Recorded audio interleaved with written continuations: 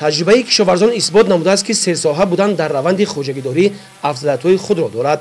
деҳқони корхонаи воҳиди таълимии таҷрибавии назди донишгоҳи аграрии Тоҷикистон ба номи Шириншоҳ Шоҳтемур дар шаҳри Ҳисор ин раванди фаъолияти кишоварзиро интихоб намуда дар баробари парвариши зироатҳои гуногун ҳамзамон ба чорводорӣ машғул мебошанд.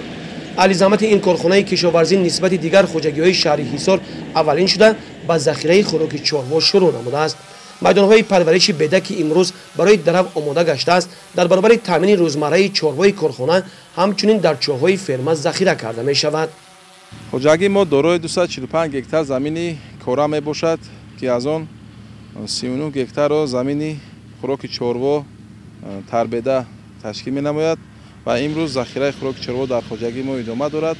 албатта бо супориши раёсати кишоварзии шаҳри Ҳисор ва олимҳои донишгоҳи аграрии Тоҷикистон тарзи ғундорӣ ҷамъ кардани захира кардани хӯроки чорво дар ферма бо тарзи сенаж мо захира менамоем ва инчунин дар заминҳои лалмӣ, ки алафи табиӣ захира менамоем, моҳҳои май 25 май 20 май ҷамъоварии он хӯроки чорво ҳам сар мешавад ва то имрӯз захираи хӯроки чорво 120 тонна ҷамъоварӣ кардем, ки мувофиқи нақшаи дурнамо 50-60% нақшаро дар бар мегирад.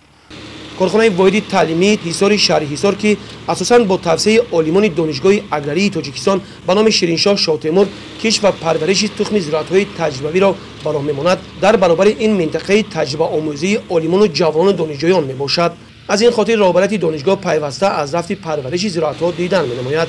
аҳли заҳмати корхонаи таълимӣ дар назди худ танҳо як мақсад доранд: мавсими имсоларо бо нишондиҳандаҳои баланди истеҳсолӣ ҷамъбаст намудан ва ғанӣ гардондани бозори дохилии мамлакат мебошанд. гузориши Хуршед Ҳалимов, Соҳибнур Абдурасулов аз шаҳри Ҳисор барои барномаи иттилоотии Навид.